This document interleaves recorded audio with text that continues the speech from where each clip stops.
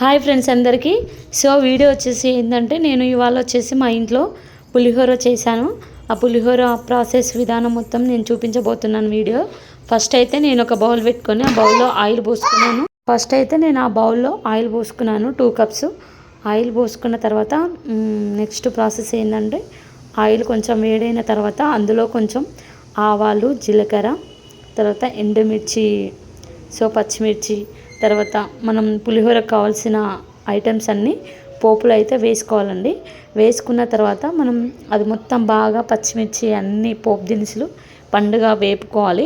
వేపుకున్న తర్వాత కరివేపాకు కోసం నేనైతే చింతపండుతో పులిహోర చేస్తున్నాను.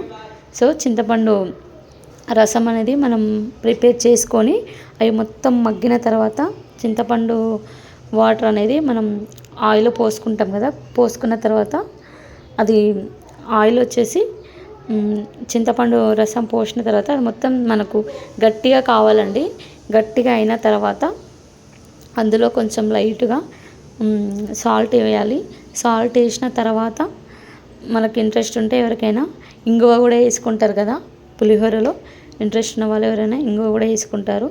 సో ఇంగువ లైట్గా వేసుకొని పల్లీలు, పచ్చిమిర్చి, కరివేపాకు, చింతపండు, శనగపప్పు, మినపప్పు, సో అన్ని పప్పులు మనం పోపులో అయితే వేసుకొని వేపుకుంటామండి. సో ఈ మంచిగా పండుగ వేపుకున్న తర్వాత మనం లాస్ట్కి చింతపండు రసం అనేది అందులో పోసుకోవాలి. పోసుకున్న తర్వాత అది మంచిగా గట్టిగా గ్రేవీ టైప్ అవుతుంది. గ్రేవీ అంటే వాటర్ కాకుండా కొంచెం గట్టిగా చేసుకోవాలి. గట్టిగా చేసుకొని మంచిగా ప్రిపేర్ చేసుకోవాలి. సో ఇవి కూడా మనకు పోపు దినుసులు అనేది మొత్తం పండుగ వేపుకోవాలి. అవి మరీ ఎక్కువ వేగినాయి అనుకో అసలు మనకు పులిహోర అనేది టేస్ట్ ఉండదు. సో తినాలనిపించదు. పచ్చిమిర్చి, తర్వాత పల్లీలు, శనగపప్పు, మినపప్పు, కరివేపాకు, జీలకర్ర, ఆవాలు అన్నీ అయితే నేను వీడియోలో కనిపిస్తున్నాయి కదా. నేను ఆయిల్లో అయితే అవన్నీ వేసానండి.